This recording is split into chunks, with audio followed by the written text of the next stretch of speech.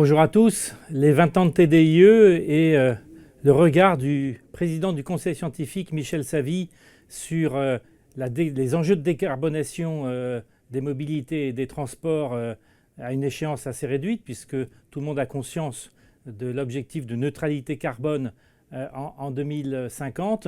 Donc beaucoup de sujets sont sur la table pour atteindre ces objectifs et de façon assez urgente. Le débat public est en train de complètement verser dans cette priorité-là. Et je voudrais demander à Michel quelques questions, poser à Michel quelques questions sur la façon dont il voit ce changement de paradigme, pour parler un peu savamment des politiques publiques qui sont maintenant prioritairement axées sur la décarbonation, au détriment d'ailleurs parfois de quelques externalités positives qu'il serait bon de garder à l'esprit. Mais en tout cas, concentrons-nous sur cet objectif de décarbonation.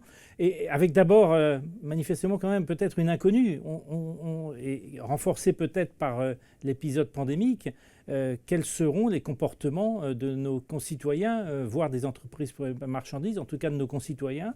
Est-ce qu'ils vont davantage rester chez eux par le télétravail? Est-ce qu'ils vont être crispés sur leur voiture individuelle? Est-ce qu'ils vont tout d'un coup, quand tout ça sera fini, repartir vers une mobilité joyeuse et collective?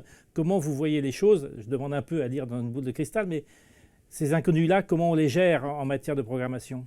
Alors d'abord, il y a des choses qui étaient incertaines il y a seulement 5 ans et qui ne le sont beaucoup moins aujourd'hui. Et soyons optimistes, il y a 5 ans, l'électricité comme énergie de substitution au thermique pour l'automobile, c'était encore un rêve d'ingénieur. Bien sûr, on en fabriquait un petit peu, mais c'était vendu à perte, etc. Le tournant est pris.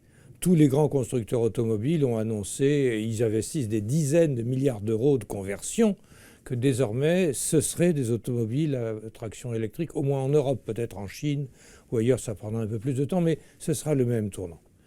Quant au comportement des gens, je suis bien d'accord que, bien sûr, il y a une grande incertitude. Mais alors, pour jouer les optimistes, au risque d'être un naïf, toujours content, mais la crise, justement, a montré, de la part de nous-mêmes ou de nos concitoyens, on en fait partie, une plus grande plasticité que prévu. Finalement, le confinement, il a été vécu de façon très inégale, selon les gens. Pour eux, certains, c'était une souffrance, il ne faut pas l'oublier. Pour d'autres, c'était du temps gagné par rapport au transport collectif ou en automobile, 2 heures par jour, etc. Mais finalement, nous sommes capables de changer de comportement. De la même manière, alors bien sûr, je parle de Paris intramuros, qui est très spécifique, mais en même temps un peu représentatif de tendances qu'on verra plus tard ailleurs. La désautomobilisation des urbains parisiens est quand même spectaculaire. Désormais, je crois qu'un tiers des Parisiens ont une auto, alors qu'ils ont en moyenne des revenus qui, s'ils vivaient quelque part en province, si j'ose dire employer ce mot, ils auraient 2 voitures par ménage et éventuellement davantage. Donc, les comportements peuvent changer. Alors c'est vrai qu'on ne sait pas qu'est-ce qu'il restera de la crise sanitaire, du bon, du mauvais, des changements durables, pérennes. Est-ce qu'il y aura aussi des déplacements de logements? Et on dit que dans ces cas-là, le bilan carbone ne sera pas forcément positif. Parce que si au lieu de prendre le métro tous les jours, on va quelque part loin et qu'on prend la voiture 2 fois par semaine, au lieu de 5 fois par semaine le métro collectif, le bilan carbone serait négatif, tant qu'on n'a pas une voiture électrique du reste. Mais donc voilà, je crois qu'il faut effectivement envisager des scénarios où les choses changent, et parfois de façon inattendue par rapport à ce qu'on pensait avec sérieux il y a peu de temps. Donc voilà. Mais du coup, ça veut dire que les changements ne sont pas autodéterminés. L'offre politique, les incitations positives, négatives, les subventions, les contraintes ont un effet. Ce qui met les politiques à tous les échelons, et d'abord à l'échelon local, devant des responsabilités importantes. Soyons positifs pour être contents, pour finir la journée. Le succès des pistes cyclables. Dès lors que c'est plus des petits bouts dangereux, des couloirs d'autobus inconfortables, mais où on s'assure de continuité, de franchissement des carrefours, etc. Tout à coup, en 1 an, certaines villes ont doublé leur trafic cycliste.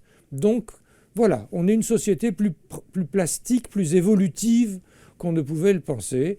De là à prévoir l'évolution, j'en suis pas capable. Mais les décideurs peuvent avoir des effets positifs ou loupés s'ils prennent les mauvaises décisions. Justement, en matière d'intermodalité, qui était une des matrices essentielles de TDIE depuis sa création, il y a beaucoup d'efforts à faire, puisque les études montrent qu'une intermodalité de qualité encourage plutôt nos compatriotes à changer de comportement, oui. et à être plus opportunistes, en fait, en fonction de leur déplacement, de leur budget, des moments auxquels ils se déplacent. Là-dessus, il y a encore des efforts à faire. Ah oui, il y a beaucoup d'efforts à faire. Par exemple, les responsabilités régionales en matière de TER ont parfois abouti à une sorte d'éclatement du système ferroviaire et d'incohérence relative entre deux régions voisines et de relations à la SNCF en charge des grandes lignes et du trafic national. Mais là aussi, chaque opérateur de transport était responsable d'un point à l'autre, de gare à gare, etc. Désormais, pour être efficace, et je crois qu'ils s'efforcent de le comprendre les uns les autres, c'est de porte à porte. Et donc, ça veut dire aussi des outils d'information, mais en allant au-delà. Coordination des horaires, coordination des tarifications, tarification unique, billettique commune. Donc, on a encore un énorme champ de progrès, y compris pour donner aux gens, sur un simple téléphone, le panorama des choix. Et on commence à avoir quand même de telles applications, donc, en tout cas dans les grandes agglomérations. Mais là aussi, les progrès à venir sont énormes. Et je pense qu'on n'entrevoit même pas les véritables possibilités auxquelles on pourrait accéder. Pour terminer, non pas sur une chanson, mais sur les questions d'argent, ces objectifs de décarbonation sont colossaux.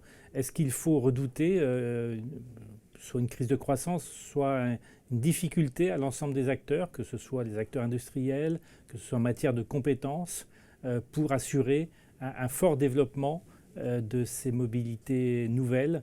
Et quand je dis mobilité nouvelle, j'englobe absolument aussi bien la conversion des véhicules automobiles que l'évolution de l'offre de transport collectif ou dit actif.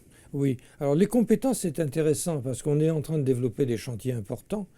Et il ne faudrait pas qu'une fois ces chantiers finis, on s'arrête et qu'on refasse l'erreur du nucléaire, où on n'a rien construit pendant 30 ans et, aux surprises, les compétences n'existent plus et le nouvel EPR est un désastre en termes de perte de budget et de respect des délais.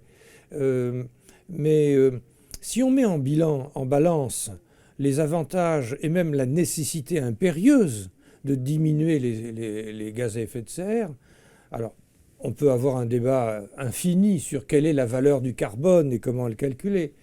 Mais si on prend les prix, ou les valeurs plus exactement, c'est pas un prix, ça peut être un prix s'il y a un marché, mais on peut avoir une valeur sans en faire un marché.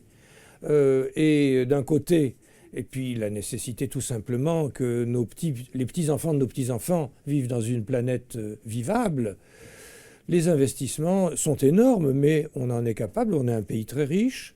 Il y a beaucoup de capitaux qui sont prêts à se prêter à des taux encore très faibles. Il faut de l'audace. Ça ne veut pas dire qu'il faut gaspiller cet argent. Au contraire, il faut bien l'utiliser. Mais je pense que la ressource existe et il faut une politique forte et partagée et comprise pour avoir cette audace vraiment nécessaire aujourd'hui. Où on en revient à la question de l'impact politique, de la décision politique et de l'effet d'entraînement. Et ce qui m'amène à conclure avec ce rendez-vous que je vous fixe, le grand débat transport mobilette TDIE du 17 mars, où ces questions de décision politique et de prospective au bon sens du terme seront posées aux différents candidats. Merci à vous et à très bientôt.